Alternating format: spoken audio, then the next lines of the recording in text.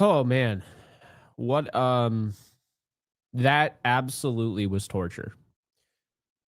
That is probably one of the more painful losses I've seen. Just brutal. The Rams losing two of the last three against the Eagles. Two of those games they outplayed the Eagles and they should have won. This is no different. They should have won this game. They blew it. They had opportunities. They outgained them. They had more first downs to them. They had more total, that same amount of drives, but they had more yards per play.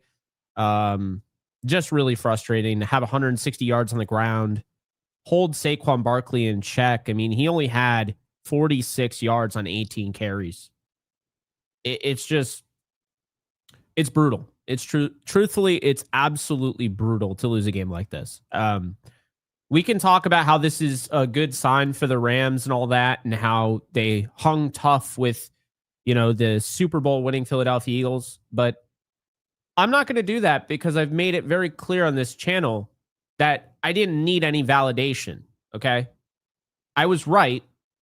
You were right if you believe that the Rams are, and I still believe they're the better team than the Philadelphia Eagles. They're the best team in the NFL. Okay. This game doesn't change that for me. It's incredibly frustrating to lose a game like that, but they're still the best team in the NFL. They have some issues, but I don't care what anyone says. They're clearly the best team in the NFL. It took 2 field goal blocks for the Eagles to win this game. And we could talk about the officiating. I'm not trying to talk too much about the officiating because it was absolutely a joke. Brad Rodgers should be embarrassed. Truthfully, they were an abomination. When you look at the Tush push, they didn't officiate it. We were hearing that they were going to, call it stern and officiate it aggressively. They didn't give a rip. They'll care about it next week. They weren't going to give the Rams any pass there.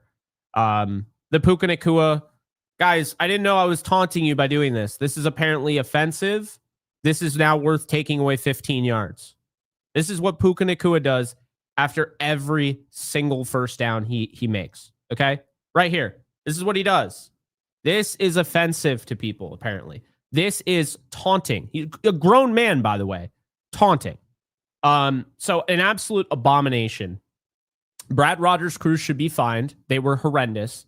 They called a PI that, put the Eagles at the first, at the goal line to start the game on Quentin Lake, which was terrible. They didn't call one on a complete obvious push off by A.J. Brown.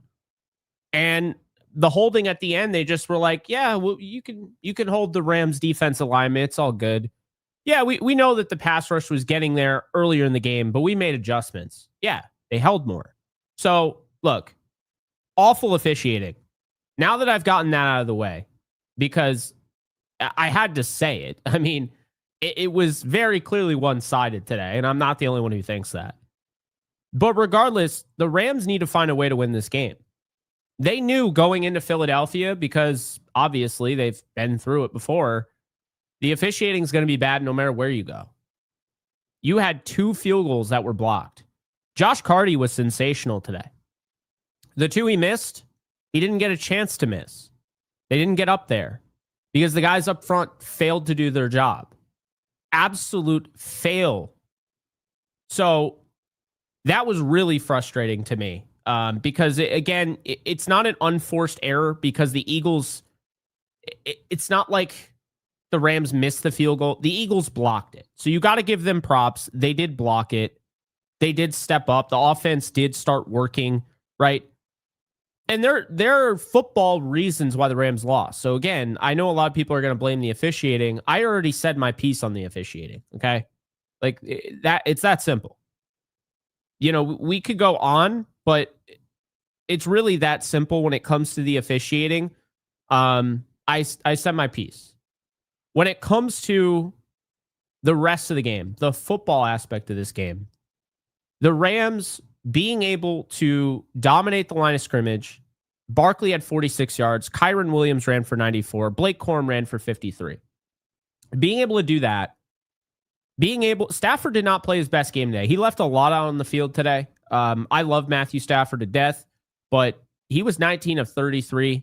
196 yards, 2 touchdowns, an interception. The interception was terrible, but they bounced back, right? But when you look at Matthew Stafford today left a lot on the field. He missed throws that he should have made. He had a bomb that he hit to Devontae Adams. No one's saying that he didn't.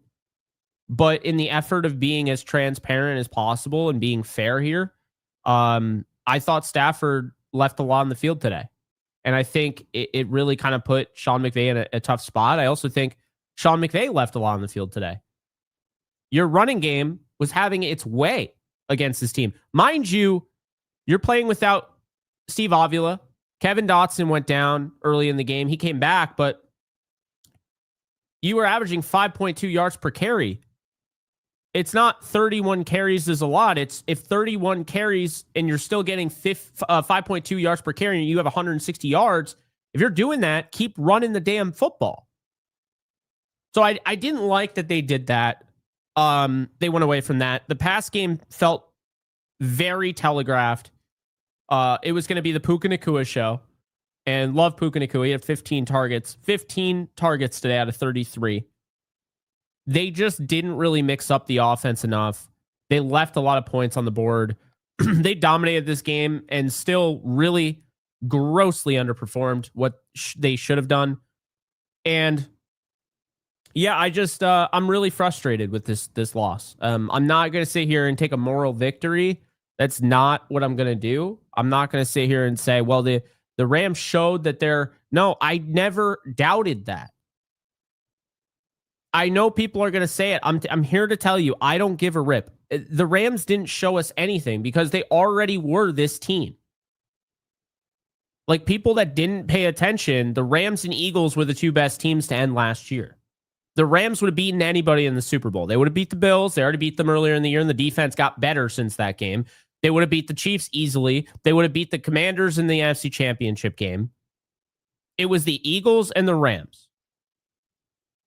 So that's the thing that's really frustrating to me is that they're already there. There's no moral victories. I don't care that it's week 3. I'm pissed that they lost this game. Truly upset. I have a lot of issues with the way things went down in this one. I don't think, like, Jalen Hurts comes away looking flawless. He had -1 passing yards in the first half. -1. I didn't think he was that great, but here's the problem. The defense, and let's just go through it all, organized and everything. Let's start with the defense. So Quentin Lake, I thought, played the best game of his career last week. I was wrong. This game was probably the best game of his career. He was outstanding. He was fantastic. He had an awful PI call on him. I don't know how you call that. Blankenship had PI that wasn't called on the other side, but we already established it was a one-sided affair on that end. But when it comes to, the job that Quentin Lake did today in the Star, he is a star. He's a legitimate star in this league. He's an absolute stud. You have to feel good about him. Then you have the secondary. I thought the secondary played well in the first half. The cornerback room, the rest of the cornerback room, played well in the first half. That said, I just had so many issues, and I understand Chris Shula was in a tough spot. First half, they dominated. The second half, they didn't dominate, and the Eagles had a chance to go down the field and actually move the football. A.J. Brown had 109 yards, 6 catches, a touchdown. He came alive. Also, because number 4 didn't line up across from him, we know that he would have put him in a blender. I think the first half, you're able to get away with it. The second half, it became clear and obvious that not having Ahkello Witherspoon on the outside was an issue. You didn't have that physicality. You didn't have that length. And it was an issue. It was 100% an issue against an A.J. Brown. We already know can cover. So you had the cornerbacks that I thought didn't quite show up like they should have in the second half. A big issue I have is in a game like this, the Eagles, they're not exactly driving, and the clock is still against them. When you give up, a you give up a catch on third down. You know what I noticed with this team? I've noticed it last year too. Third down, they give up a catch, and it's like they're so flustered that they gave up a 3rd and long that now they're trying to punch the ball out. Here's the problem with that. Now you have to make the tackle, right? This is how you let them back in. A.J. Brown had about 20 yards after the catch because Emmanuel Forbes was trying to punch the ball out. He already caught the ball. Make the tackle. Like, the time is of the essence. Like, essentially, the clock is running out on them. You make the tackle, they have to go and do it again. It's more time. No. He goes to try and punch the ball out, 20-yard gain. Happens on the other side with Darius Williams. You can't have that. It's just not going to win you a game. So, real frustrating there. Chris Shula had to blitz because, again, you don't have a Kello Witherspoon. You are, deficient at corner. I would say these corners are good, but when you have two of the best receivers in football, that's what happens. So, as good as the corners are, Shula had to blitz. But guess what? That whole second half, the blitz was not getting there, folks. It wasn't getting home on Jalen Hurts. And guess what? If the blitz doesn't get there, that means there's a guy wide open, uncovered, because now that's another guy that you're taking away from the secondary. So that was an issue because they kept throwing those blitzes and they're not getting home. And the pressure wasn't getting there. So the pressure not getting there, of course, is a problem. And now Jalen Hurts is just sitting back there and they're not getting through for whatever reason. You could say there was holding, and there was, but they also just weren't playing as well as they did in the first half. But that's the problem. And then they're covering grass. They're playing soft zone. It allows the Eagles to march down the field and score. That was also an issue. So, yeah, on the defensive side, loved a lot of what I saw. It's a tale of two halves. At the end of the day, the first half, they looked like the best defense in the NFL. The second half, you start to see some weaknesses pile up. Jared Verse had a sack today, obviously. You had Byron Young, another sack, Poona Ford, Jalen McCullough, the blitz. After that, yeah. But Quentin Lake had 4 PBUs today. He was sensational. Like I said, really becoming a star in this league. It's super frustrating when you have those things that prop up. And then, of course, I saw the game in slow motion going away. The thing that was kind of keeping me off guard here is the touchdown to start the third quarter. Because you get the ball back very quickly, and then you get a Kyren Williams touchdown. It's 26-7. And the Eagles come back, and then they score, 33 points. They end up scoring, it's like, that is just incredible to me. I thought the Dallas Goedert touchdown, broken coverage over the seam. I also just think they called a better play. Tip your cap to them. Devontae Adams touchdown, bad coverage by Emmanuel Forbes. If they're going to leave him on an island there, he has to step up and make that play. You got them to 4th down. It's just not, it's not acceptable. And then the block kick, there's 2 block kicks in this game. What are we doing? It's I keep saying frustrating. That's all that really comes to mind. I thought Josh Carty was great today, but he didn't get a chance because they couldn't even let him kick the last 2 opportunities. Absolutely pathetic. Unacceptable. And quite honestly, they blew a game that they lost a game to a team that they're better than. They're better than the Eagles. They were better than the Eagles in January. We saw it. But here's the thing that's so frustrating about this game. See, the Eagles in January had explosive plays. a lot of they didn't have a ton of explosive plays. They had huge explosive plays. They had 50, whatever, 60-yard run. What did they have today?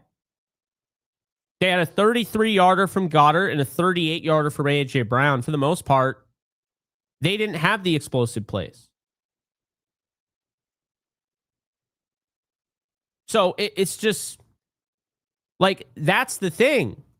Despite all those, despite the explosives, despite giving up what should have been a game-ending touchdown to Saquon Barkley in January, they fought back and they had a chance to win. And then today, the offense, they go and they do their job. They did their job at the end.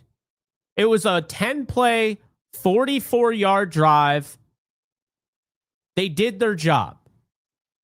If you can't hit a 44-yard field goal because your kicking team can't block up front, and it's the second time in a row, that is pathetic. That's not acceptable. Why are you on this team? It's just awful. The fourth down run with Kyron Williams. What was Bo Limmer doing? It's just really frustrating. And they did everything that they needed to do on that final drive. Bottom line is, you get to be a 44-yard field goal.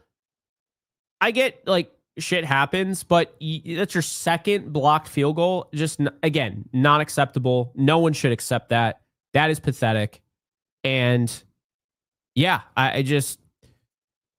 we talked about Stafford leaving stuff on the field. He did. But when push came to shove, the Rams offense moved down the field at will, and they were setting up for a field goal. They ran out of time, though. And again, it's just frustrating. Like, I know I keep saying it, but it just is. The Eagles typically a field goal block is a fluky play as it is. To get them on back-to-back possessions to bail you out, just really, really frustrating. You got to give them credit, because down 26-7, they came back. Everything seems to go Philly's way. It is that type of team. We saw it last week. Travis Kelce, ball goes off his hands and they pick it off. Chiefs are about to win that game. We saw the game against the Cowboys. We see the fumble. Cowboys are about to win the game. This is one of those teams. We saw it with the New England Patriots. Things seem to bounce their way. We saw it with the San Francisco 49ers. Things just typically tend to bounce their way. But the Rams had a 19-point lead, and they blew it. And they had a 19-point lead until the 2:28 mark in the third quarter. I'm sorry, the 11:38 mark in the third quarter. That's just not acceptable. It's not. No chance. I mean, the Rams scored what? 2 touchdowns? Just bad, man. Just bad. I thought they played well, and they didn't at the same time. Because I think they're the better team. And the problem is, for me, is I see a lot of, well, I feel good because now I know we're here and we'll go and win it next time. How do you know? How do you know they're going to win it next time? They said all off season. They told us all off season that the Rams didn't have a chance because they couldn't stop the run. Remember that? They told us, yeah, they have no chance against Philly because they can't stop Saquon. And then they put him in a cage. They bottle him up, whatever you want to call it. He did nothing today. Nothing. 18 carries for 46 yards. That equates to a 2.6 yards per carry average. He had 4 catches for 9 yards. You bottled up Saquon Barkley. And you still lost. Not only that, you bottled up Saquon Barkley and you had a 26-7 lead and you still lost. It's just so, to lose that way. Man, must be nice being an Eagles fan, though, where just everything seems to bounce your way. I mean, good God. Rams couldn't get one bounce to go their way.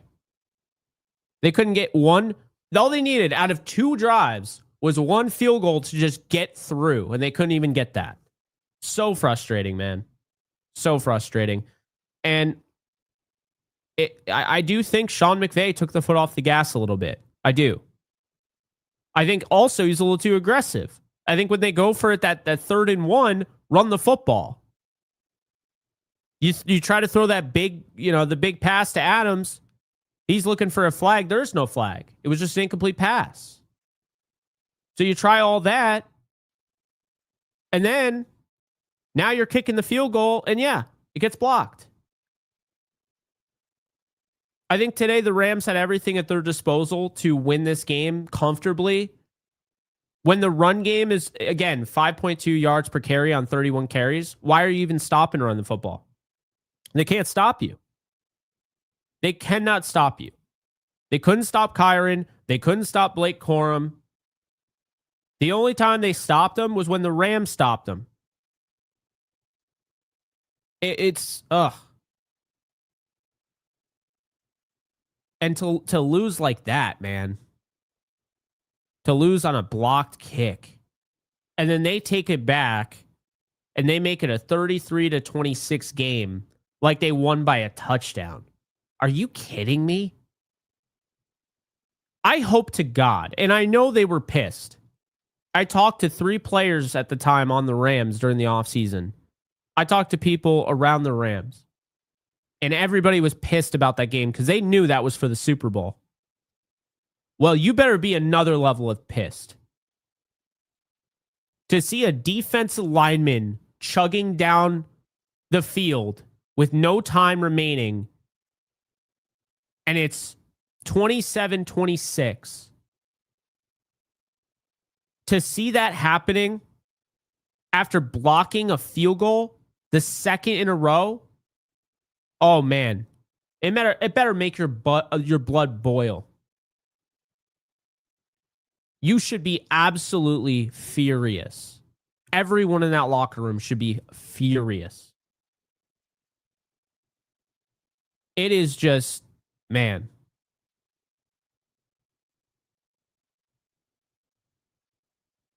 Now, on top of it, not all Eagles fans, but now you have these Eagles fans that literally don't know anything about football, and they're like, oh, we won by a touchdown. No. And they're going to act like they dominated, and they didn't. And that's the annoying thing. Man. On a positive note, the Rams have some good to take away from this game. Kyron Williams got going in the run game, looked really good. Blake Corum looked really good in the run game.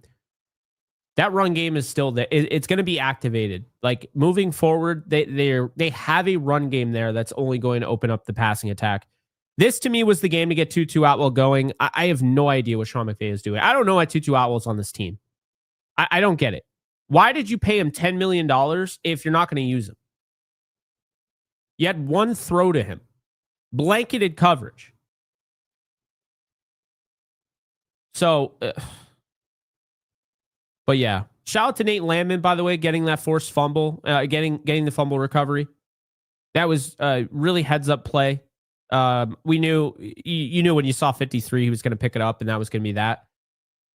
But yeah, just having trouble because there was a lot of good in this game, but man, just frustrating. It's the word I just keep saying. Just really frustrating. And there is no question they should have won this game. No question at all. It's to blow it like that makes me absolutely sick personally. And I haven't felt this way since, and keep this in mind.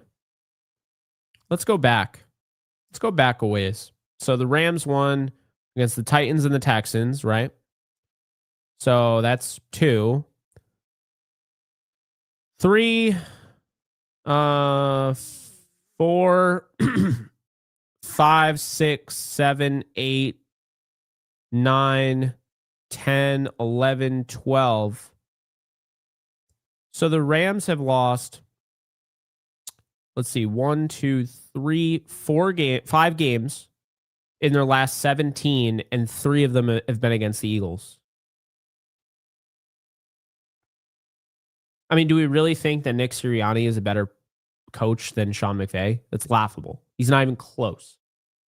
But sometimes teams just tend to have your number. And the Eagles just continue to beat the Rams. It doesn't matter what happens. It doesn't matter how close it is. And yeah, you can blame the officiating, sure. But at some point or another, I mean, the Eagles have won 3 in a row against the Rams. The last 3 games. Similar roster to this one. It's, man, it's just frustrating. And again, it's also frustrating to see teams like the Eagles get away with these games. Like when this happens to the Rams, when they have an offense that can't move all day, they don't win these games. The Eagles just magically find a way to, they don't die. You give them credit, but it's incredibly frustrating. So, well, I see people saying we're not a contender, and I just can't disagree more. How do you watch today's game and say they're not a contender? There are things they got to clean up. It is still week 3. So I understand you're upset. I get that. I'm upset too. Very upset. But the idea that they're not a contender is ridiculous. The Rams should have won this game. They did not. Now you move on. It's going to be tough. I don't know if I'm going to get over this game until they get a chance to hopefully avenge this loss. But guess what? Typically speaking, in the Rams fashion, they don't normally get to avenge anything.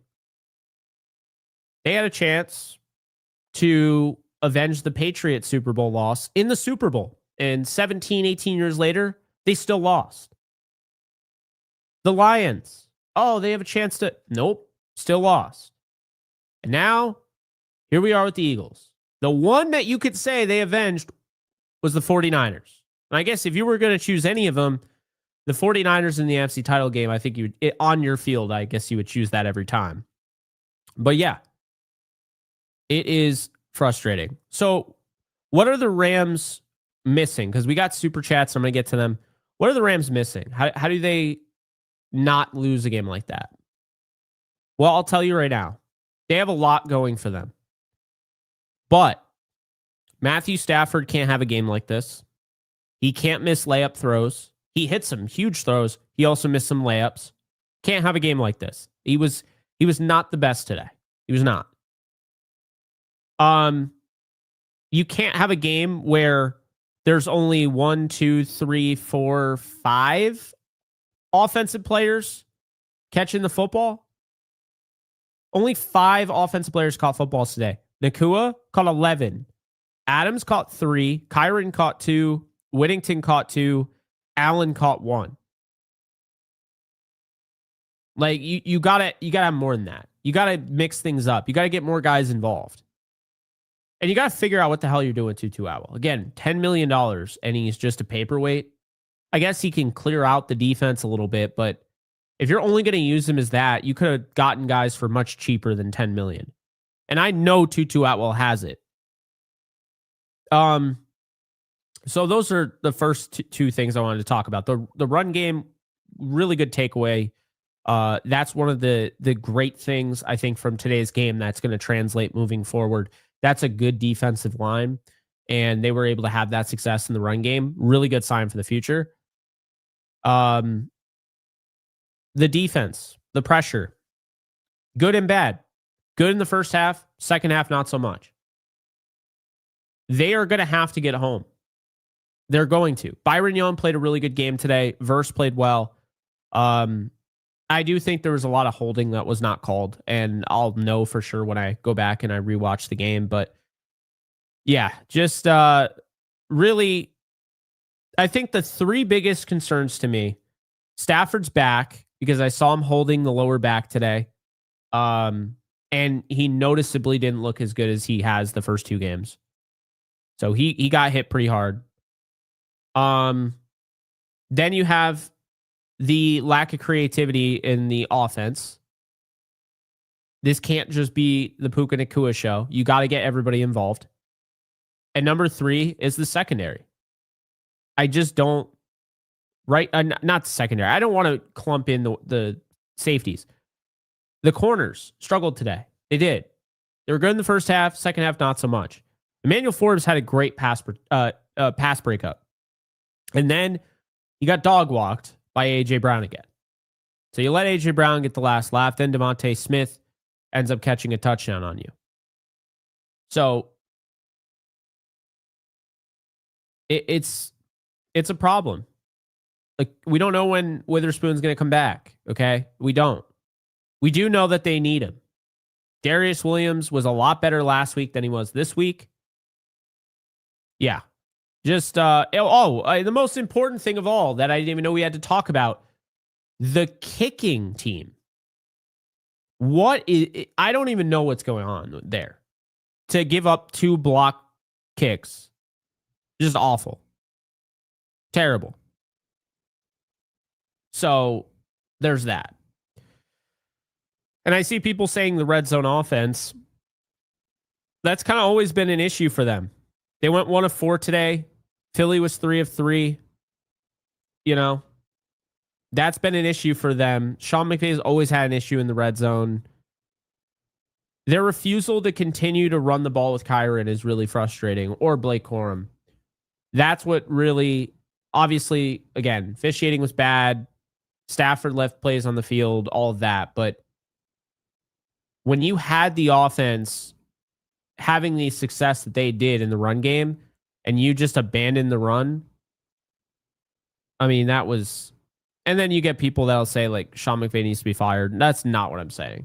It's not. I'm just trying to be honest here. So, anyway, I appreciate you guys showing up and everything. Much bigger turnout than last week, so awesome stuff there. Okay, let's see here. I want to make sure that I'm not missing any super chats because they don't always come up on StreamYard. And of course, I am missing super chats. So let me see if I can highlight it. If not, I will read the super chats because I can see it on YouTube. I have both windows open. You guys really came with it with the chat. I appreciate the engagement. So, all right, let's see here.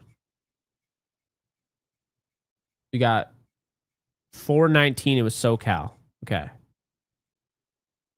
Okay, it doesn't let me go all the way back for whatever stupid reason. So, SoCal Ram 88, appreciate the super. I see the 10 there. I'm not able to highlight it for some reason, so I'll just read it.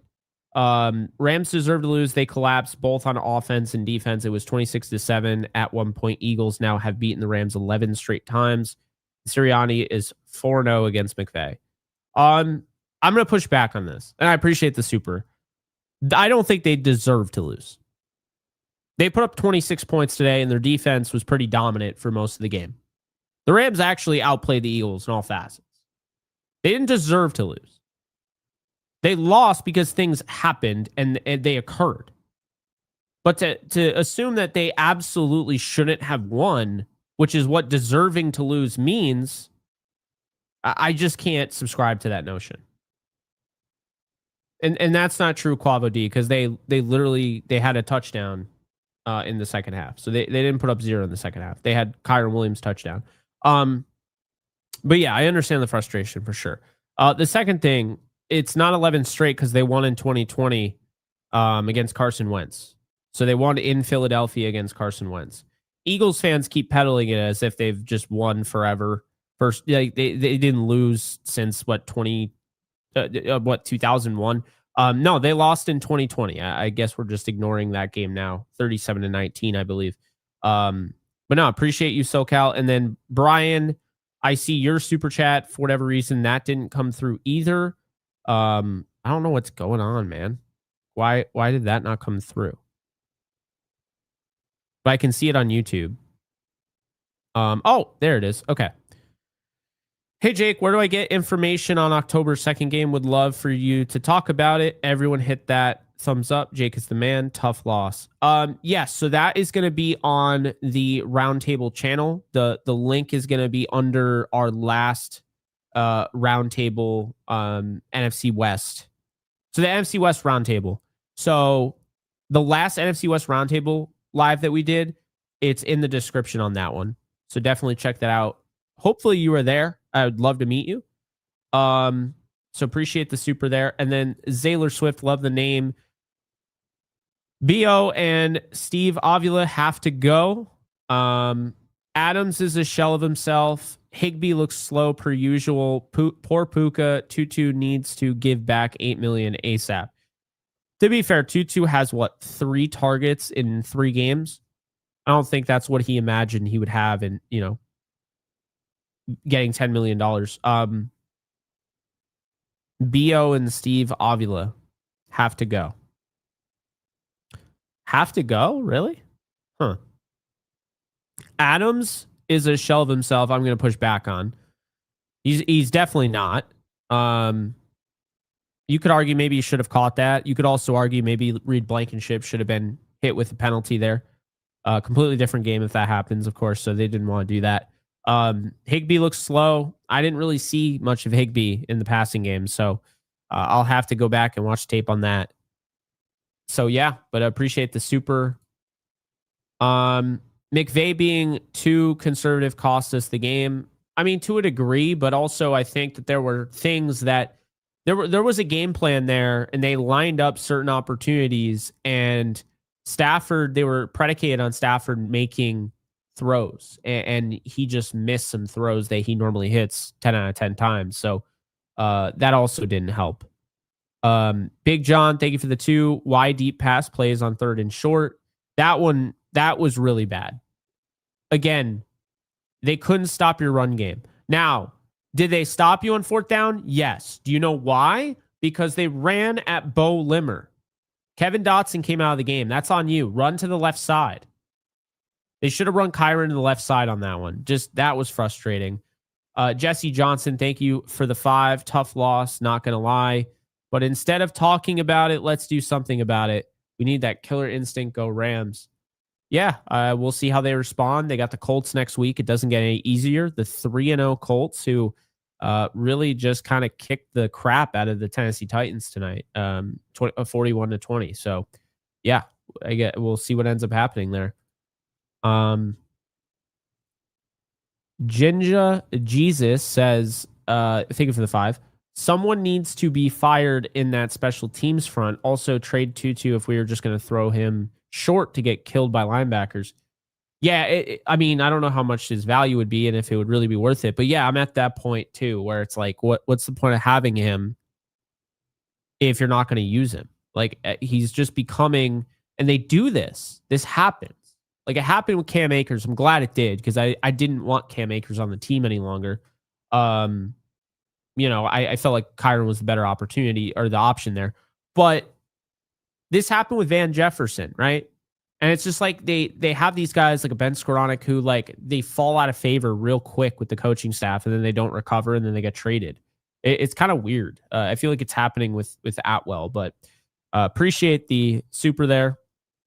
I'm not going to call for anybody's job in the special teams because I'm not sure what that entails and all of that, but I know that the Rams should be 3-0, and they totally pissed that away, and that makes me mad. Tyrone, thank you for the 5. The refs did not block 2 field goals. Stafford missed too many open receivers. That's true. As bad as the refs were, and they were pretty terrible, they didn't block the 2 field goals. I did see someone posted, and again, I don't know, guys. I apologize. I did not see the angle, but I saw someone posted the screen cap where Jordan Davis was like way beyond, like he jumped off sides or whatever. And I'm not sure what really happened there, but they didn't call it. But regardless, you gave up 2 blocks. So, I don't know what that was. But yeah, the officiating was absolutely horrendous. That doesn't defeat the fact that the special teams kicking unit gave up 2 block field goals and Stafford missed open receivers, to your point. Paul, what's up? Not sure if you talked about it, but how about the offsides and lining up in front of the ball, the tush push? Oh, I have. I feel like I've talked about it ad nauseum across multiple channels. Appreciate the super. I don't have an issue with the tush push. I think the play is hideous. I just don't think it looks like football, but I don't have an issue with it if it's officiated correctly. It's not. It's the Eagles play. We learned that today. Only the Eagles can run it. Only the Eagles are allowed to run it, and only the Eagles can benefit when they play. It's essentially a trap card. If you use the tush push, you're going to get it every single time. We saw today the ball ripped out of Jalen Hurts' hands. We saw it ripped out of Jalen Hurts' hands. He is not down. It is not a dead ball, and they explained this because it wasn't over. It's not like a touchdown, right? Because it's not a dead ball, that should have been a fumble. And they didn't call it that. And you can't push on the defense. So there's literally no way. We saw it today. There is no way possible to beat the tush push. The Rams have done it before. They've done it a few times. But there's genuinely no way possible to beat it unless, like, basically the Eagles just don't execute it. Because now you can have Jalen Hurts, who stopped initially, lean over, and because he's on guys, they're going to give him the first down, but then you can rip the ball out, and that doesn't matter. And defenses can't use leverage. They can't push their own guys. It's a cluster. And I don't care about any of that as long as they call it fairly. And I just don't feel like they do. Tyler Steen was offsides or false starting every single time they did that. And I'm not the only one who said that because, of course, that is what Pereira said. So I'm honestly tired of it. I'm tired of this team, honestly. I'm tired of hearing about them. That's why I was really hoping that the Rams could just prove themselves and beat them. And you know what? I mean, I knew that they were the better team. It was just going to be a matter of honestly holding on to the lead. And I never assumed victory. But I'll tell you right now, this team is about as annoying as it gets. I have a lot of respect for them. Don't get me wrong. A lot of respect for the Eagles. They're a very, very good team. They're still one of the best teams in the league. That said, they are annoying. I'm tired of hearing about the tush push. I'm tired of hearing about this and that. Every time Jalen Hurts has a good game, we have to act like it's the greatest game since sliced bread. And guess what? I am a fan of Jalen Hurts, but it's gotten to the point where, like, the media has to remind us, like, oh yeah, Jalen Hurts is good. It's like, I know. Like, I don't know why you're telling me that, right? So yeah, I'm over it, truthfully, and it's really that simple. But I gotta be honest though, Tyler Steen being false starting every time, I don't think I'd have as much of an issue if the NFL didn't come out and, like, all these reports came out and said the NFL and the officiating was going to be more stern on this and actually call it more aggressive. No, they weren't.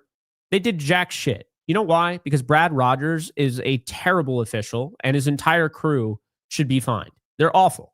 And they didn't do anything. And as a matter of fact, that play, the PI that was called on Quentin Lake in the end zone, the official who looked right at it and didn't rule a flag and it would have been fourth down, no. Instead, it came from somebody who wasn't even on the television screen. And that was the penalty. Why is a guy who's not even in the frame throwing a flag on a play when a guy that's right there in the back of the end zone watching the play doesn't deem it a flag? That's pathetic. So anyway, I'm getting off on a tangent here. The point being is the tush push is only bad because it looks ugly, but it's only bad because it's not officiated fairly. And that has always been my issue with it. I don't care if it's banned or not. If you actually officiated it and you don't give guys these false starts, because that's what they are, you're giving them a head start. In a leverage game, they're going to win every time. And the reason why they're false starting is because they're not that good. And what I mean by that is people don't realize this is not the same Eagles offensive line as 2023. That was the best offensive line the Eagles had had. The offensive line now, Tyler Steen is false starting every time, okay? He's always false starting. The right guard is always jumping first. And everyone can see it, and the announcers can see it, and the official Pereira comes on and he says it, And we have to act like it's not a big deal because it's the Eagles. It's ridiculous. It's not sour grapes. It's literal cheating that everybody can see.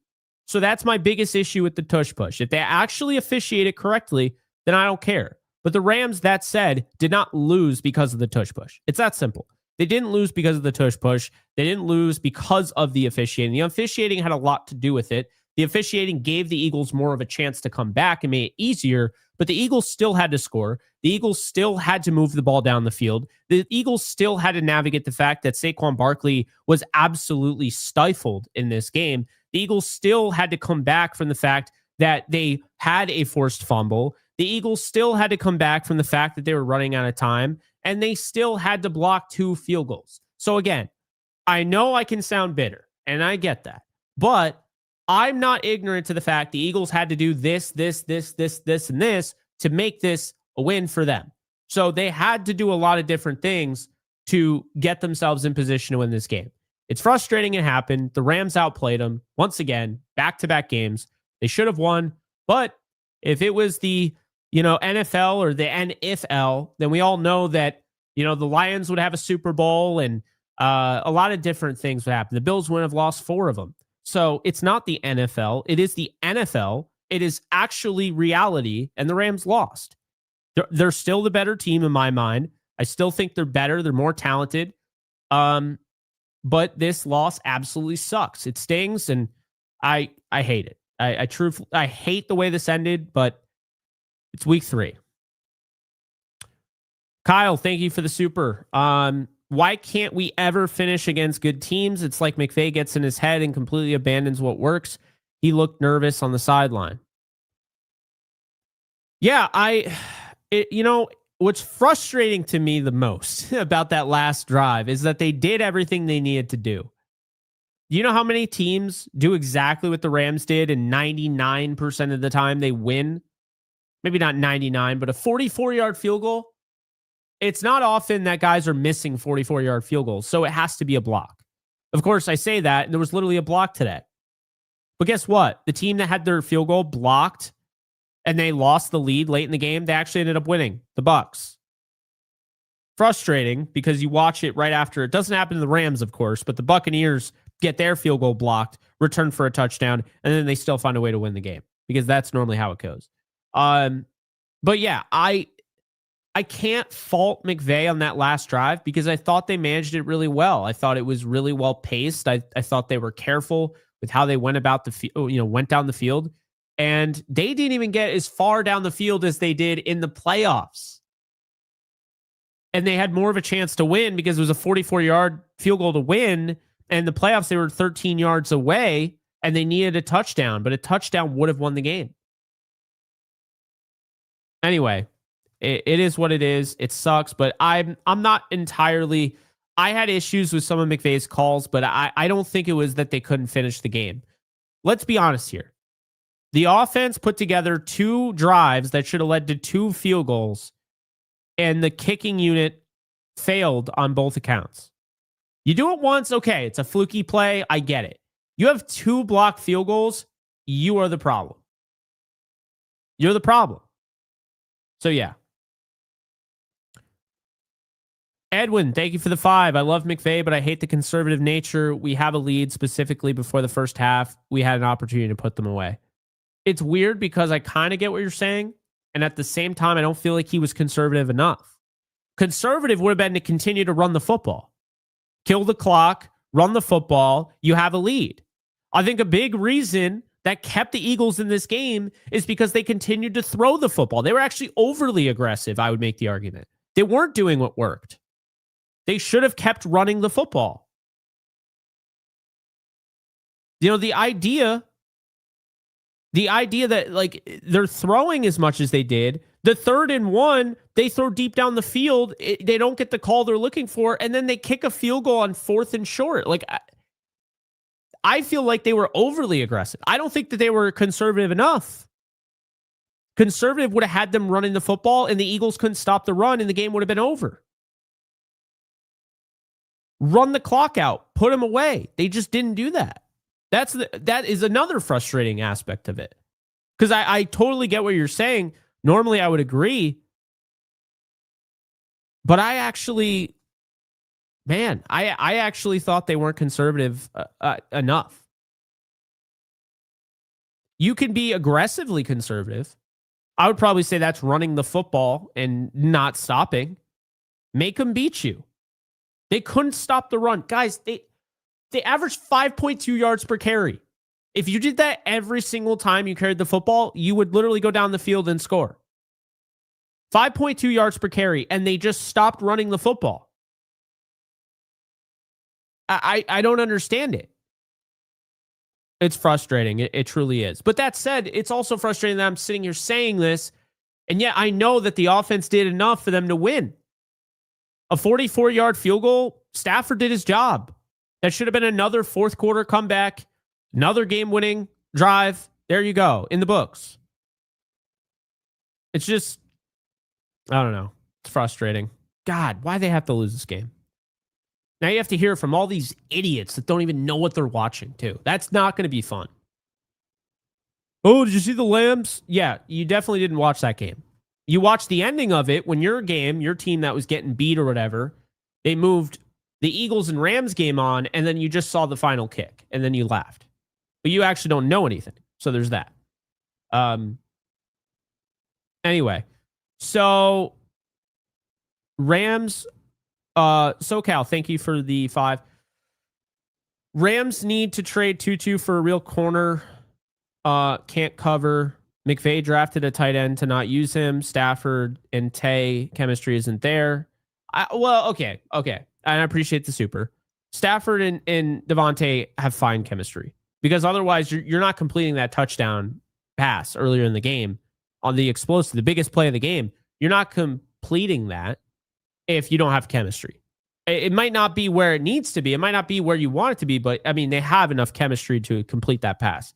McVay not using the tight end today, and you're talking about Terrence Ferguson, that I have mixed feelings about. On one hand, I'm like, okay, Terrence Ferguson should 100% be playing. You said you would have drafted him 26th overall. That's a first-round talent. He should be playing. On the other hand, he missed 2 weeks in training camp with a groin issue. It's a complex offense.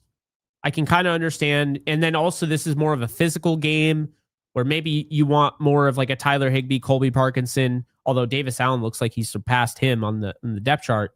But yeah, like I get it. And then the trading Atwell for a corner, I just don't think you're going to get anybody like big for Atwell. And I don't want to give up on Atwell. This is not Atwell's issue. And again, let me make this very clear. I am not throwing shade at Tutu Atwell for only having one catch in 3 games. I have an issue with the way the Rams are using him. See, the Rams aren't using him. He's just a decoy. And I just think it's a waste. It looks exactly like Van Jefferson when they let him go. And they trade him to the Falcons. SoCal, again, appreciate you. Now, if the meetup in the postseason, Rams have to go to Philly again in the messed up weather. Yeah, I mean, look. There is a chance that the Rams could still get the number 1 seed. But now they have to finish, they can't tie. They'd have to finish a game ahead of the Philly Eagles. And that is not going to be easy. So it is frustrating. Yes, they'd probably have to go back to Philly. You're absolutely right. That said, the Rams should have won this game. They should have won the last game. So it'll probably be another close game. And the Rams will be a better team later on in the year. But it has to just make you wonder, I mean, are they ever going to beat the Eagles? They should have won. I still think they're the better team, but is what it is. My buddy Chris, appreciate you. That's 2 Eagles games that Limmer blew in Philadelphia. That's true. Losing Witherspoon really hurt. Only the Rams could lose this game. The Colts game is going to be tough. Yes, it is. 3-0 Colts. They got a defense. They got an offense. Daniel Jones looks legit. Which isn't surprising. It was never about Daniel Jones. It was about the lack of protection that he had. And, when you have the guys that are on this Colts offensive line, it's not hard to see why he's able to stand up there and make good plays. I mean, he went 18-25 today, 228 yards, a touchdown, didn't turn the ball over. And then he ran for 27 yards on top of that. and just manage this game because Jonathan Taylor's one of the better running backs in the league, had 3 touchdowns today. Um, it's just don't make mistakes and you win. And that's the thing about the Colts. And so next week will be interesting. The Colts have a really good offensive line. It's going to keep Daniel Jones upright, but Daniel Jones can also take off and run like a Jalen Hurts can. So now you have another running back that, I think Jonathan Taylor right now looks better than Saquon Barkley does. So what does that look like? I think we're going to have a similar game plan that we see, but yeah, it's not a guarantee. If you're looking past the Colts, don't look past the Colts. That's not something that you should be doing. With that said, the Rams do go back to SoFi after a 2-game road trip here. Brutal, but 2-game road trip where they split against the Titans and the Eagles. And the Colts, the 49ers, both at SoFi, and then they go on the road to play the Ravens, and then they got the UK trip to play the Jaguars, who don't look now, but the Jaguars are 2-1 as well. So they ended up taking care of business against the Texans. Texans are 0-3. So we'll see. But yeah, just that Colts game is gonna be tough. Limmer, I agree. Limmer is I can't believe people were getting all up in arms about other people saying that losing Willie Lampkin is going to be a problem. And this is why. I think Willie Lampkin's better than Limmer. I know he's injured right now. They'll probably be ready to have him week 5. The Eagles. They took him from you. Remember that. So yeah, I don't know. That annoys me. And then Kello being injured was so obvious. Anybody that just doesn't like him is just going to deny it at this point and be delusional. But not having number 4 out there stuck out like a sore thumb in the second half. It just did. He's just clearly he's the best corner on this team. I don't think it's remotely close. And they definitely missed him today to match up against A.J. Brown. But anyway, we move on. Matthew, thank you for the 20.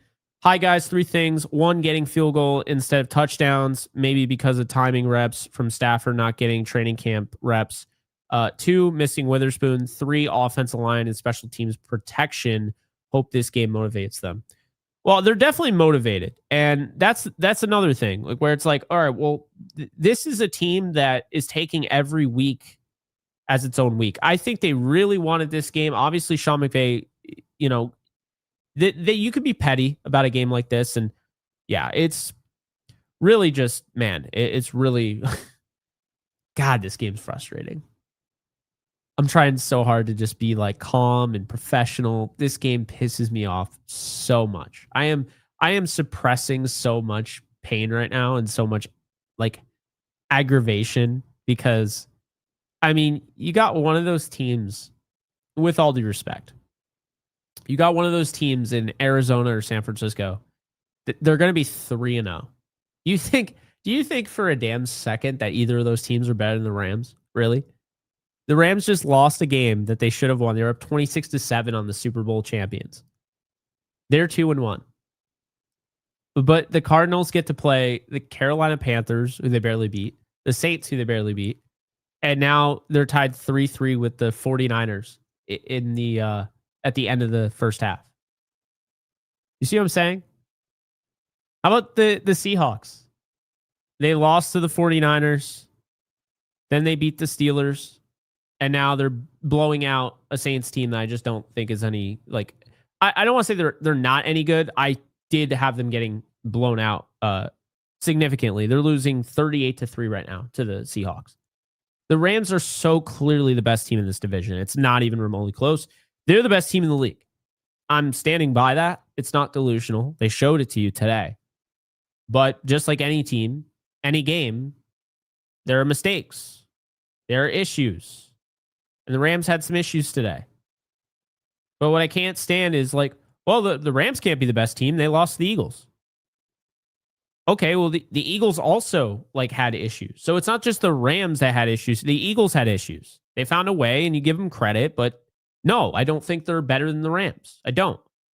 And I don't think that the 2 games that the Rams lost, that they didn't outplay the Eagles. I still think they outplayed the Eagles. Well, it's not copium. I just know what I'm watching and you don't. So it's really that simple. Most people, actually. Because, and it's the whole, well, they're not 3-0, so I don't give a shit. I don't care. I don't care. I watched it today. I know who the better team is. They're going to make adjustments. It's week 3, right? But that's what's the most aggravating is that they are better. I mean, see, that's the damning thing about losing is that we now have to crown the team that played like absolute dog water and only had -1 passing yards in the first half because they found a way to win in the second. A win is a win, no doubt about it. But now people are going to ignore that the Eagles were absolutely dominated for an entire half of football. They're going to ignore the fact that the Rams led most of this game. And we're going to act like the Rams are a laughingstock because of the end of the game, which some people tuned in for, some people didn't. See, I don't look at it that way.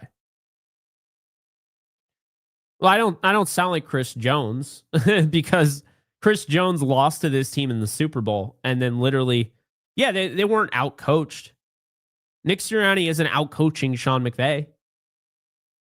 They had a fluky play and they end up getting 2 blocked field goals. And look, you give them credit, sure. But those are 2 desperation plays.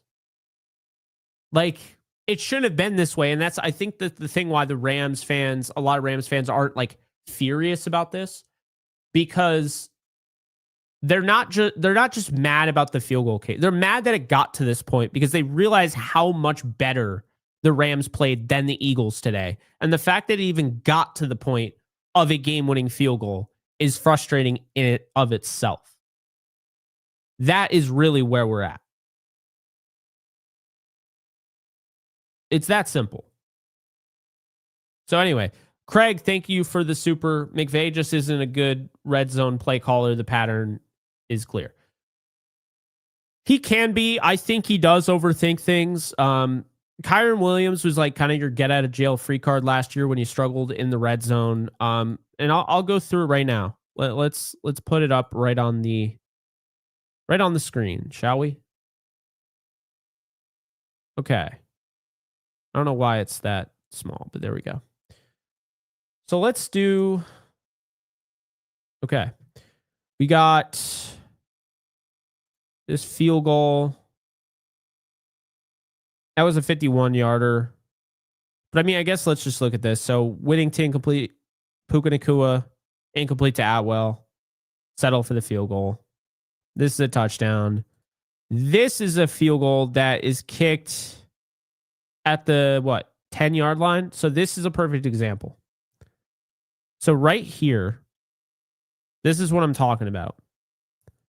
You get to first and goal at the 6, incomplete to Adams, right? Then Kyren Williams is going to take this thing 4 yards. Then there is the bullshit penalty that they call on Shelton. They took away, which, by the way, I've never, ever seen anybody call that, but whatever. So they take that away. It ends up being 3rd and goal. And they end up throwing that, like, whatever that was to Higbee. See, I think that right there, I don't even know how you call that.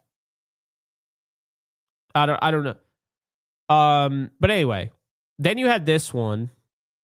This was at the Philly 15. I think this is the one I was talking about. So first and 10, you get 6 out of Whittington, right? And then 2nd and 4, you get a yard out of Kyren. I would have continued to run the football. I would have called this, the 4 down tear, whatever. They end up kicking a field goal once again right in the red zone. And then right here, they settle for a field goal, 4th and 2, 46-yarder, right? So now it's 19-7. On this particular drive, Stafford hits Adams, then Kyren stopped. I would have gone right to Kyren again. He instead goes to Puka. Now, here's the thing. I agreed with this play. This was not a bad play call. Here's the problem with this play. Nacua is coming through the trenches. because he's hiding as a blocker and then he pops out. This is no different than the play they ran against the Titans. It's just without the bootleg. Well, Stafford just misses him. So they end up settling for the field goal. And who knows? Would they have scored? I don't know. But the play clock is dead, or the game clock is dead at 19 because of an incomplete pass. However, it probably goes down to, let's say, 16 if he catches it. And then you have a shot at the end zone. So there was that, right? Then you have the turnover on downs play. This right here. So you have Stafford to Allen, Stafford incomplete to Adams at the Philly 46, and then they go for it on 4th and 1. And Kyron Williams runs to the right. And I just don't understand why they had him run to the right when Kevin Dotson was out of the game at that point. Bo Limmer got destroyed, shocker, and then Kyron Williams got stopped. And then this play, right? So you're up 26-21. They have made a feverish comeback. Great move, by the way, from Corum to get 12 yards on that carry. They give it to Corum again. Now you're looking at a 2nd and 9. Then you get to Puka Nacua for a gain, right? You're at the Philly 25. Whittington takes a carry for a yard. You're at the Philly 25. You pass to Nacua. You make it a 3rd and 2. This right here is the game. 3rd and 2, and they go deep to Adams. They're going for the jugular. I want to give him credit for it, but at the same time, a run like really significantly runs down the clock. So I think they should have tried and run the football. I think this probably should have been 4-down territory with the way the Eagles are playing. You have to understand, you have to know your opponent. You have to understand momentum. And the momentum was clearly sliding towards the Eagles at this point. So I think this right here, you're trying. I get the rationale. I do. I'm not trying to sit here and say that I don't understand it. But you're trying to, that's the problem. That this play right here is what ultimately decides the game. And I don't even know what's going on with this right now. It's not loading. But that play to Adams really, that's the frustrating part. It's like, I want to give him credit for being aggressive here. I do think this is what I mean when I think they should have been conservative. I would have run the football on 3rd and 2. You had a carry on this drive from Corum that went for 12.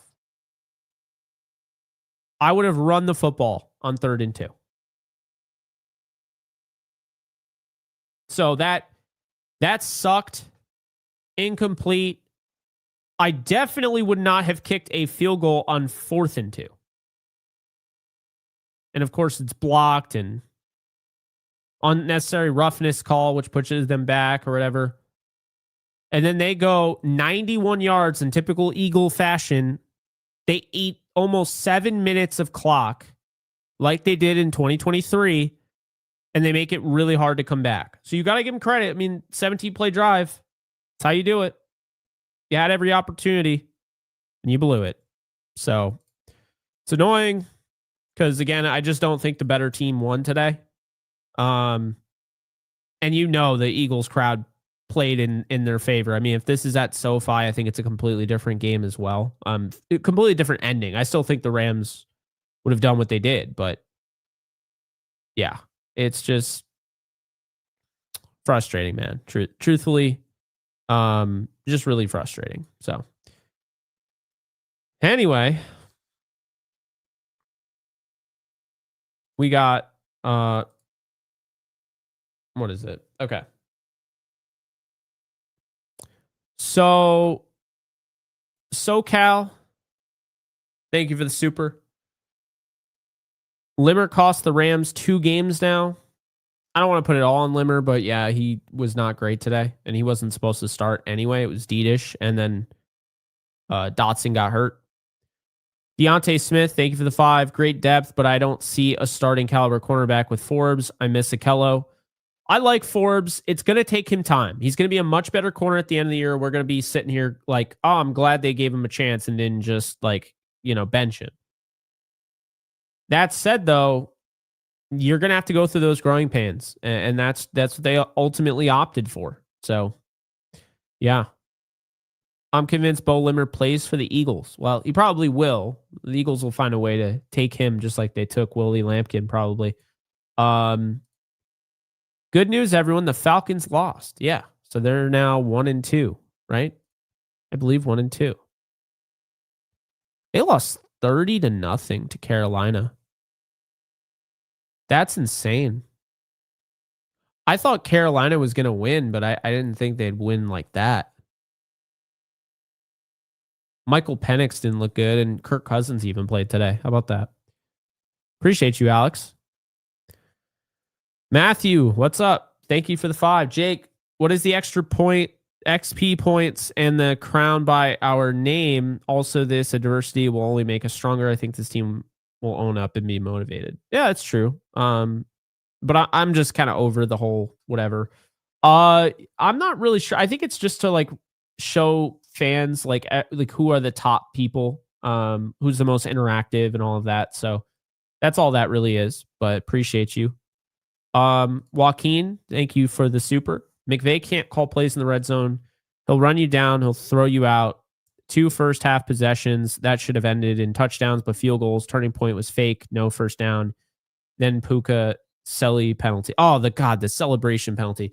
Like I said, this is offensive, guys. You can't do this. Look at, right? You do that, 15-yard penalty. So if you ever want to flip somebody off, but you don't want to flip somebody off, just do this. And apparently this is taunting. It might make you look weird.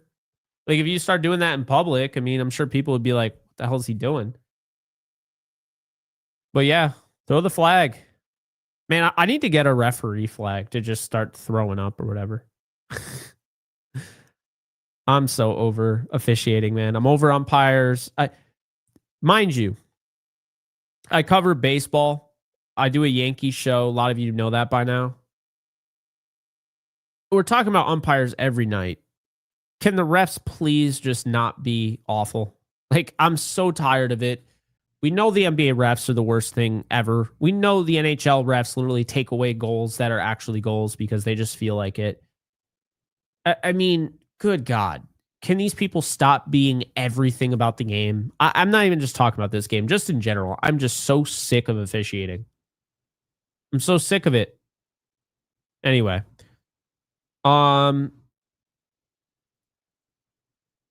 Nathan, thank you for the 2. Where the heck was Higbee?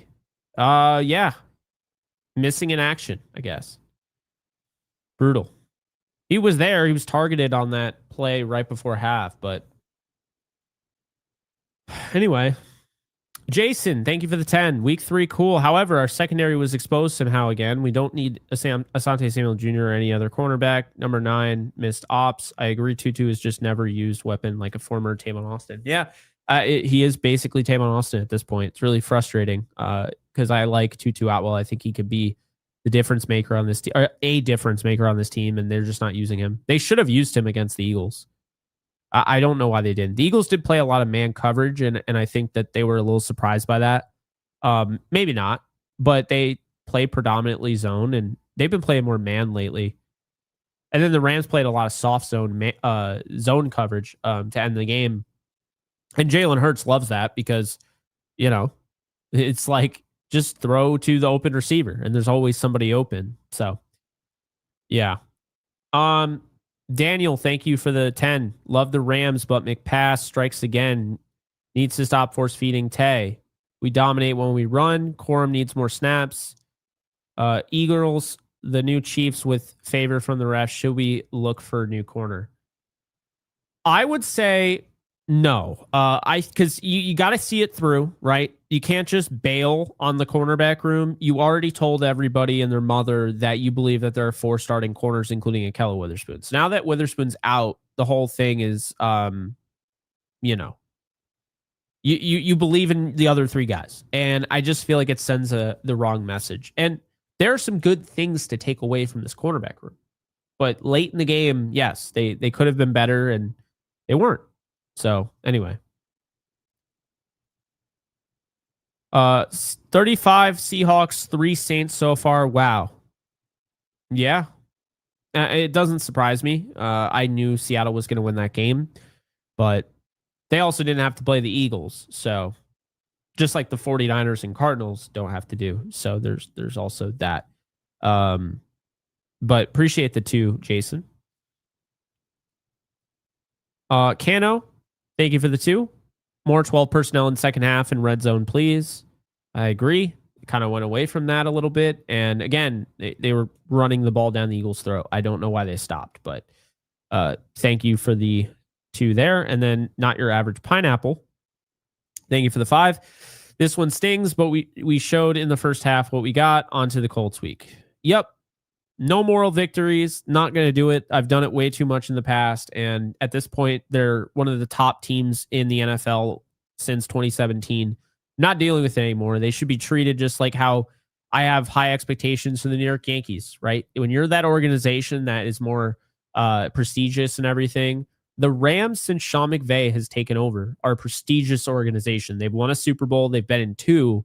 And this is honestly one of the more talented organizations from the top up and the bottom, bottom to top or whatever. When you look at just everybody in the front office, you look at the fact that their coaches are always plucked. You look at everybody that is on this roster player wise.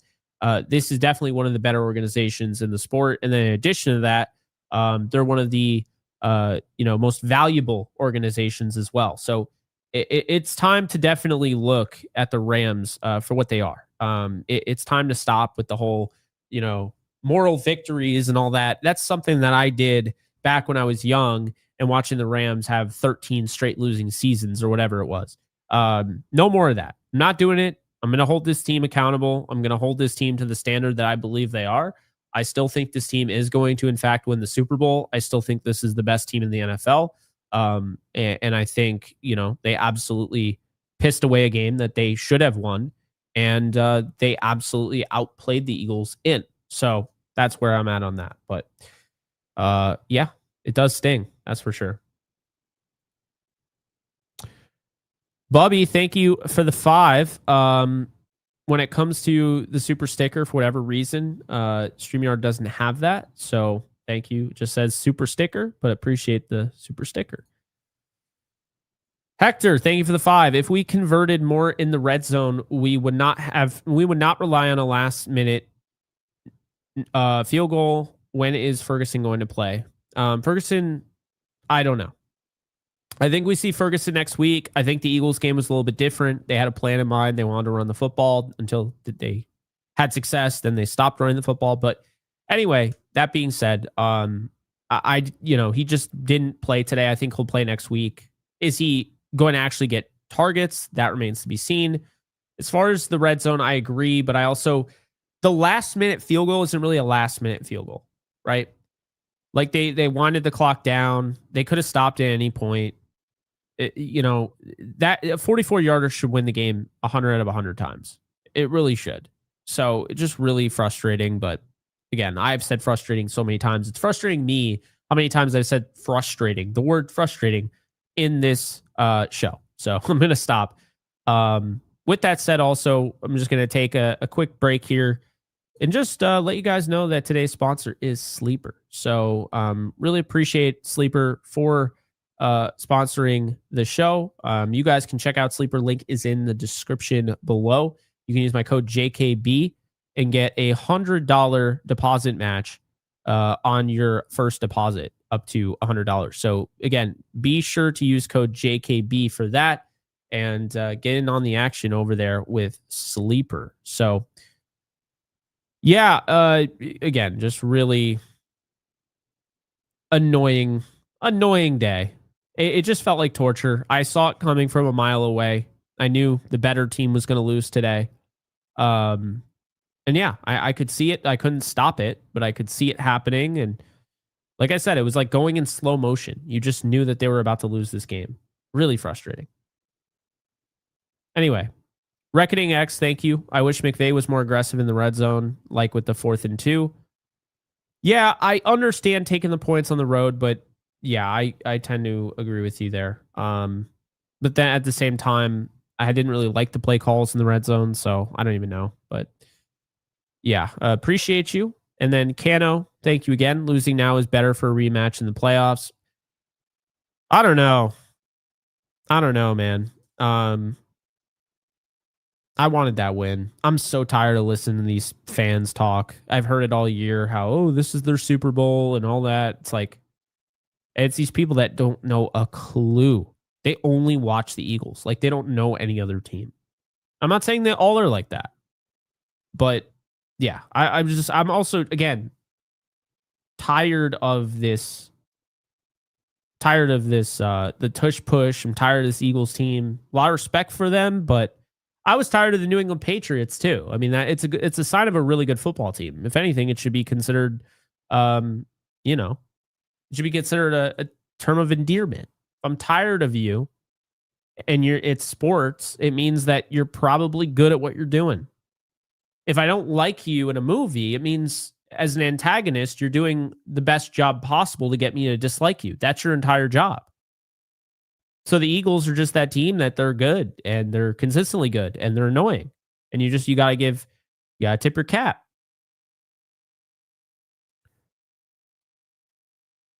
Jason, thank you for the super kick, a 43-yard field goal. It's over instead, blocked and returned for a touchdown. Yeah, I know. It's awful. It really is.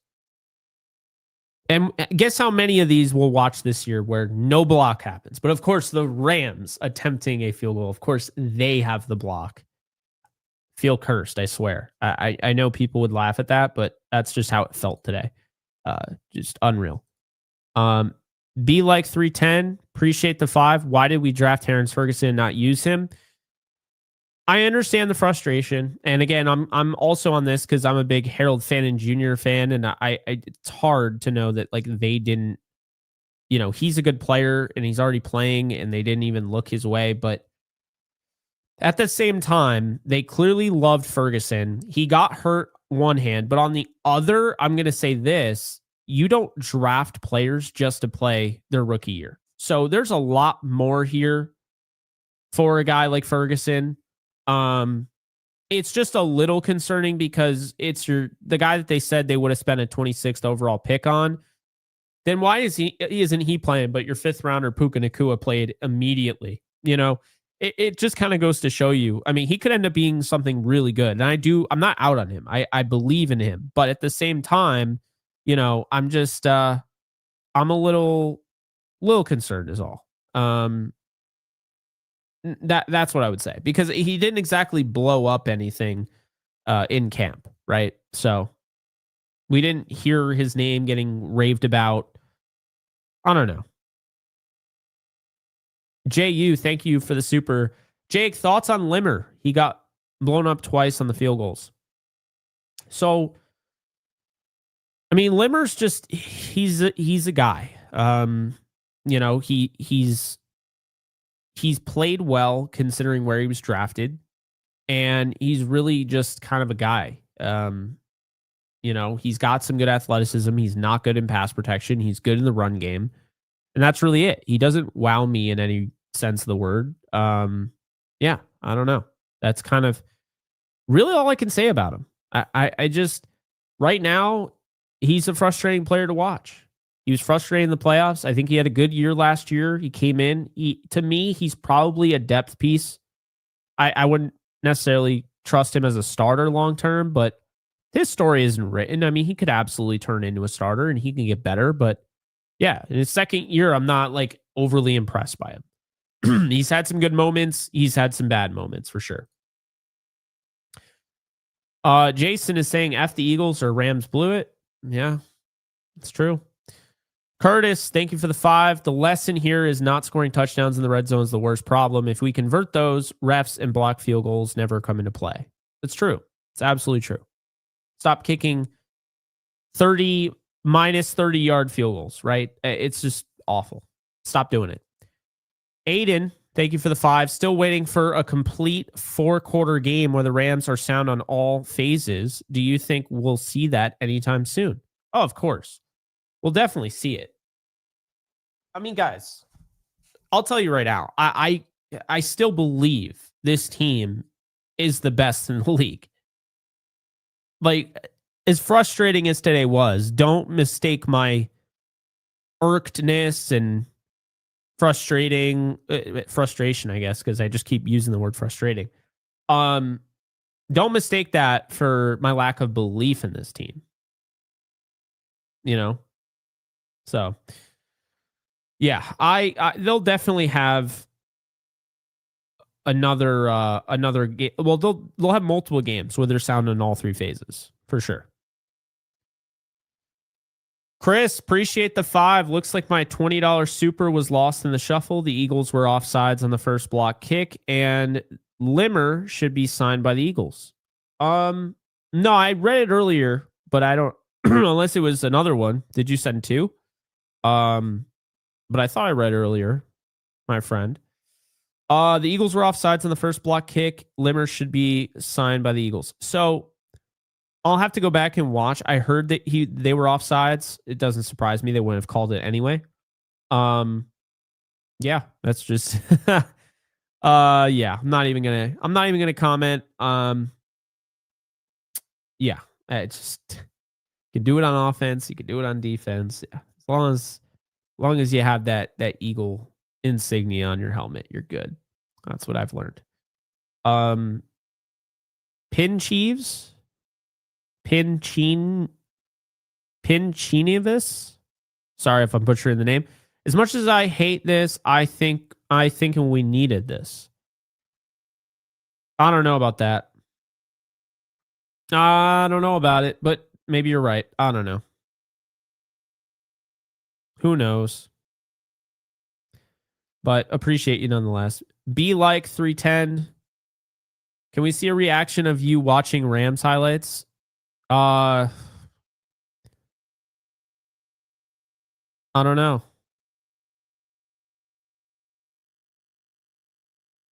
Rams highlight like just like after the fact, or are you saying like live? I guess you mean after the fact because I've seen those.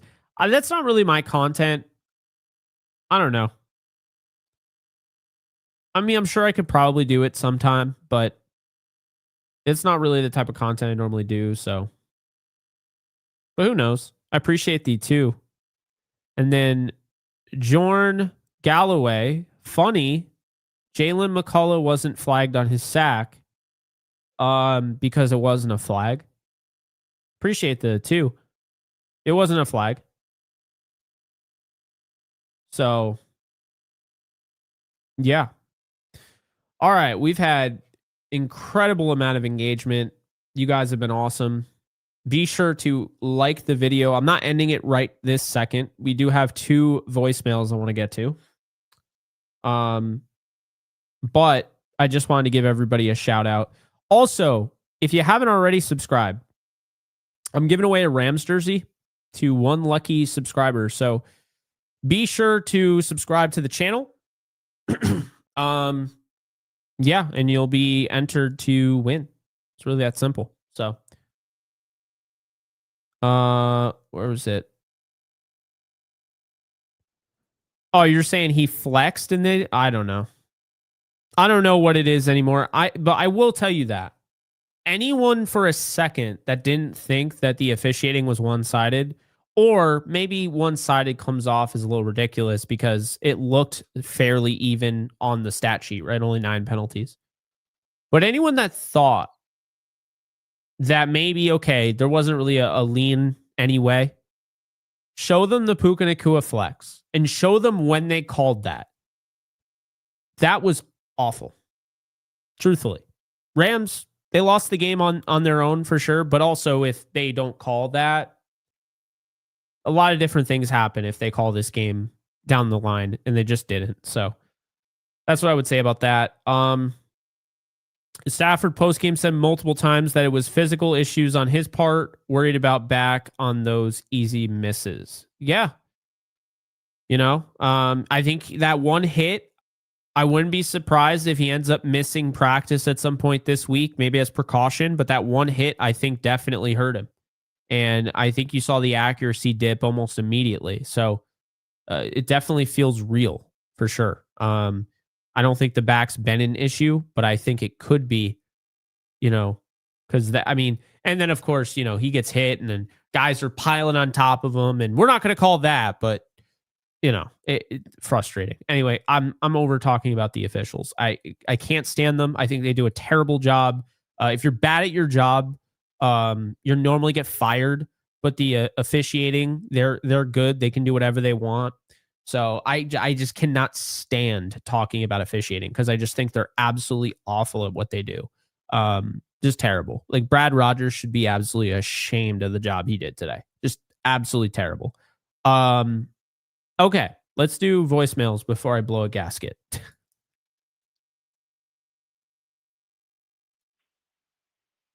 What's up, Jake and JE Live? It's Hav or HAV. Just watched the end of that Eagles game, and yeah, I don't really have many words other than just disappointment.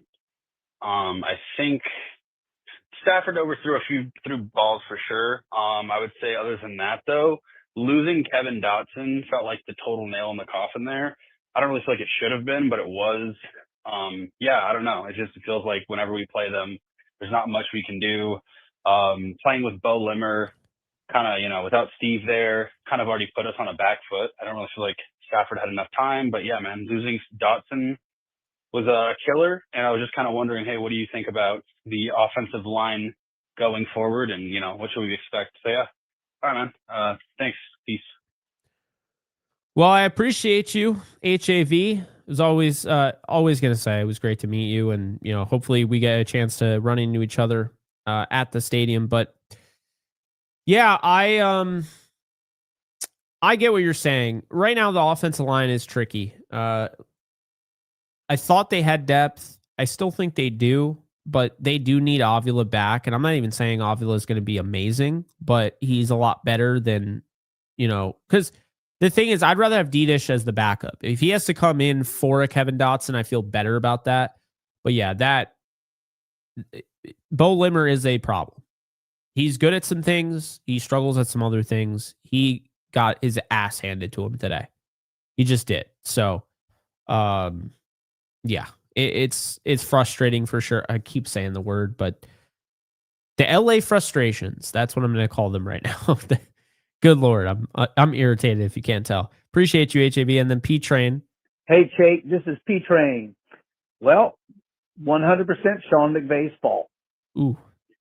You, me, and all Rams fans have been complaining every single season about the Achilles heel of Sean McVay, which is he never puts his foot down on the throats of the teams when he has a decent or comfortable lead. He always takes his foot off the gas and allows good teams to get back in the game, and then something else happens. The refs start getting involved.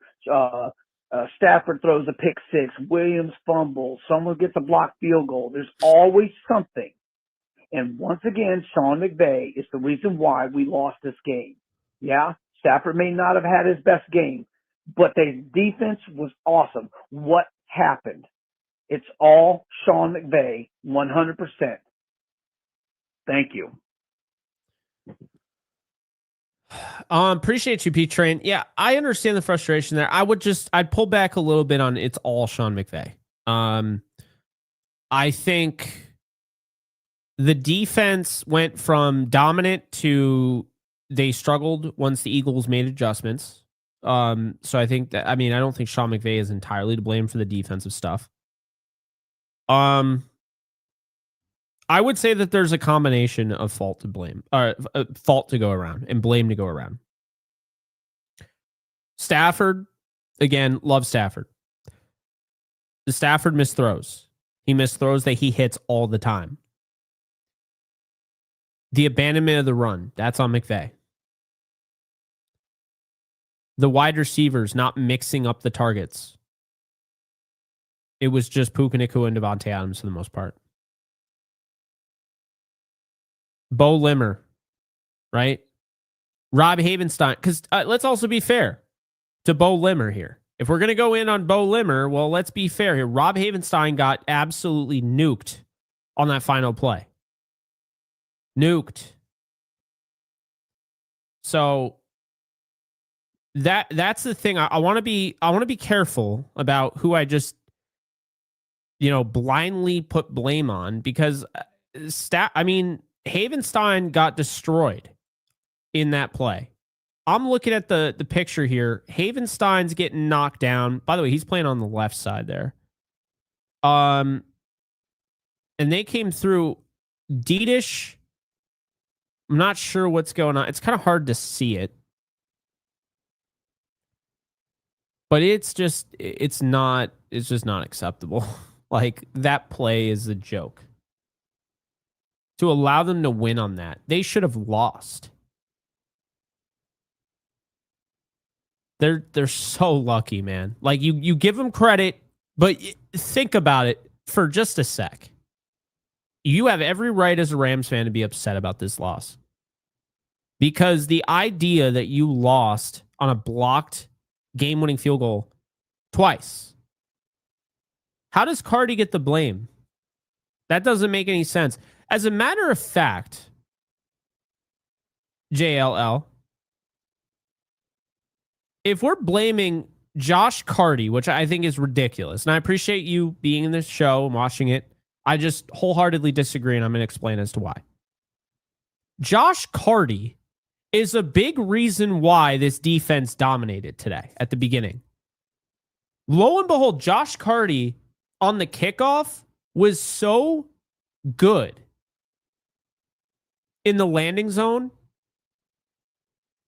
Dude, their returner couldn't pick up a kick. Cardi was kicking these knuckleballs and they couldn't pick it up. Josh Cardi did everything in this game. He made 4 out of 6 field goals, and the 2 he missed, he didn't get a chance to miss.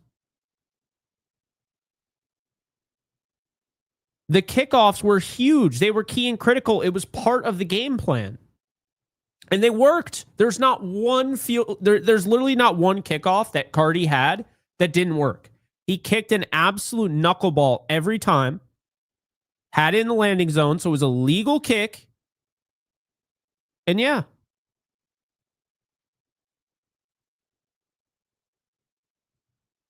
Well,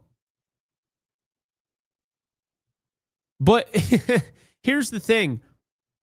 I don't care how low he kicked it.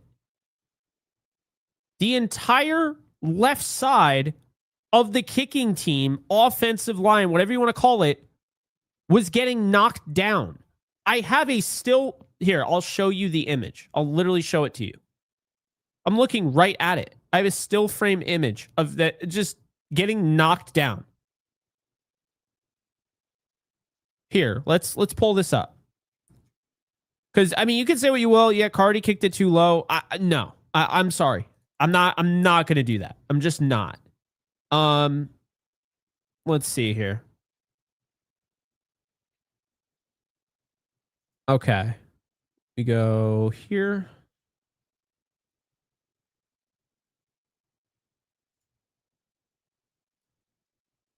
I don't know why it's taking so long. Okay. Yeah, I'm just not doing that. It's not happening. No chance. So this is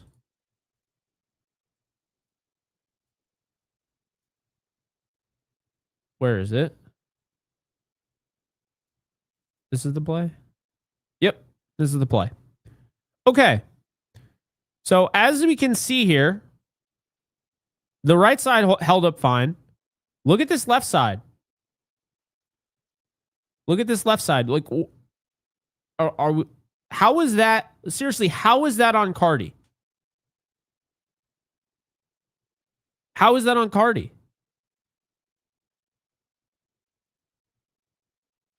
I mean, you have one of these guys are supposed to be upright. One of these guys is down. That's not on Cardi. I'll definitely defend Cardi in this one because I think that he was sensational today. I would have given him a game ball.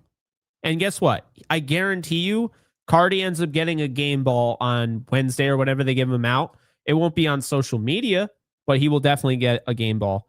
Mr. Midrange, thank you for becoming a member. Appreciate you.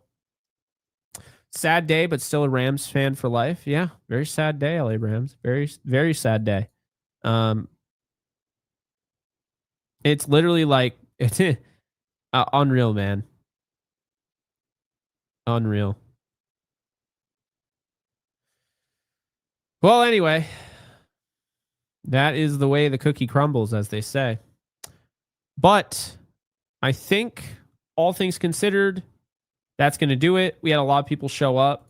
I don't know if I'm going to go live later. And the reason being, I was going to go live, but a lot of people showed up to this live stream. So maybe I'll put a poll or something, but I think we're good. I saw my usuals in here. Maybe we'll go live later. I don't know. But I don't even know if I should after this game. But man, frustrating. Anyway. Oh, WSG Good. Thank you for the 10, the buzzer beater super chat. I think McVay getting pass happy definitely cost us the game. Me and abandoning the run is definitely the reason we lost the game once we fixed the special teams and D having a balanced offense. Yeah, so I definitely think he got pass happy. I didn't expect the offense to be able to run as well as they did. And the fact that they didn't just absolutely end the game with the run game, it was really frustrating. Again, here I am with that word. That's all I can think of. This is just a frustrating game. It's unreal, truthfully. I don't even know. Guys, I would love to know how many times I said frustrating in this stream. I hope somebody goes around and counts every single one of them, truthfully. But anyway, appreciate the super. Appreciate you guys tuning in again. Once again, giving away a Rams jersey, so be sure to subscribe if you want that. We're past the halfway point to getting to 32,000. We're at 31.6K. So appreciate you guys on the subscribers. I will be back. Whether it's tonight or tomorrow, we're going to have plenty of content. I'll get you guys ready for the Colts game. Just really, really, really, really, really frustrated by the way this ended.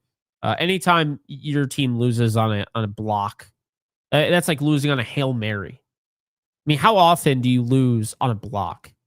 How often do you lose on 2 block kicks, right? It's like losing on a damn Hail Mary. It's just one of those kind of fluky things that don't normally happen. But that said, it did happen.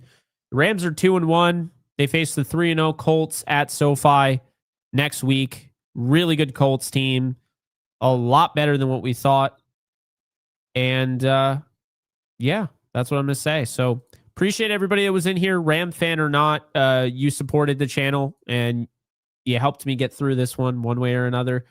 Currently, update real quick, the NFC West. Seattle's up 44-6 against New Orleans with 4 minutes to go in the third. And then 6:37 left in the third. Arizona is about to kick a field goal to try and take the lead, it appears, against the 49ers. Or no, I guess they tied it. So it's 6-6. So yeah. Anyway, tied 6-6. We'll see how that goes down. And I might go live a little bit later. If not, you'll see me tomorrow. I appreciate everybody being in here.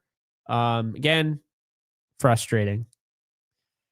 If you guys also found this frustrating, be sure in the comment section to drop the word frustrating. Also, be sure to follow my friends over on Sleeper. Sign up today. Use code JKB and get a $100 bonus match on your first deposit up to $100.